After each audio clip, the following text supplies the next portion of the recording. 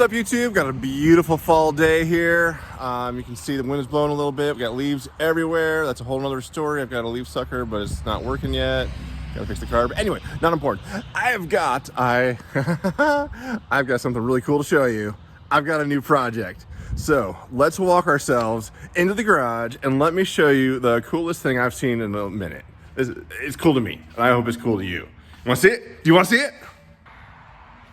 Oh yeah, Cushman Titan, 48 volts of unbridled power, capable of moving 2,500 pounds. Check this thing out. Just picked this mammer jammer up in Mount Airy, North Carolina yesterday. Big shout out to my dad for moving this guy. I'm fresh off of surgery, so I can't lift heavy stuff. He did amazing, came up with all sorts of clever ideas to move this guy around. And you can see she's up on blocks right now. Reason for that is we got the tires to hold some air, but not for very long. So this is keeping them from going flat and getting crushed over again. And I mean, they were in rough shape. But 12-inch 6x6 blocks here helps a whole lot. And oh man, I cannot be more excited. I've been looking for one of these projects for a while. And just look at it.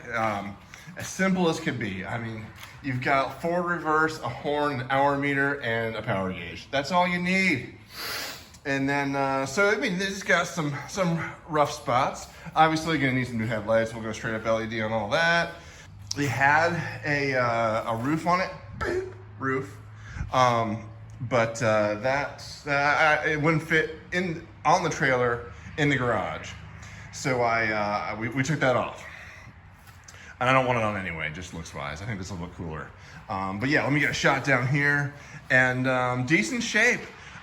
So the guy had 4 for sale, and we picked the one with the best body. It wasn't the one with the best tires, the one with the best body, because I was gonna replace the tires anyway. So check it out. I've got the other side seat for it, but I think I'm actually gonna turn this into a bench seat and then make that a little bit wider. So that it's a little more comfortable, and live right down the road for some boat folks. So some boat stores. So I think they'll know somebody that does cushions pretty easy, and we can just farm that out. But yeah, look at this thing. I mean, look at how solid this frame is. These things are serious. And these are where the batteries go. So I got some cleanup work to do here, no surprise. And it's a 48 volt system. It has 8 6-volt batteries. 6 times 8 is 48. I remember that one. And you got the Curtis controller here. Hopefully that all just, goes to plan. And then even the wiring is in great shape. I kind of assumed I was gonna have to rewire a bunch of this stuff. But no, I think I'm just gonna have to clean it up and plug her in and see what happens. And I've got the charger for it. Charger goes down in here. It's sitting in the back of the truck right now.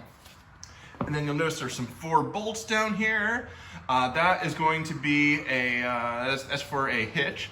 And I'm actually gonna make a little hitch for it that'll do both a ball or a yard cart.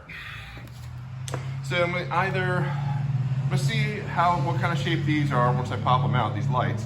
If not, this Cushman is actually still in production, and it looks like the same cutout for everything, so I might be able to get some brand new LEDs for this. I'll have to check it out.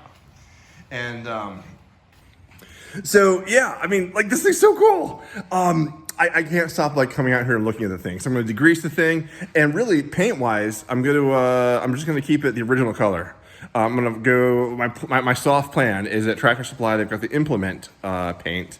I'm gonna find the yellow that's the closest. Caterpillar yellow is probably gonna be a little too orange, but they have some other ones there. And you can spray it, you can roll it, you can do whatever. I'll probably spray it. I have a cheap gun that I'm gonna spray with.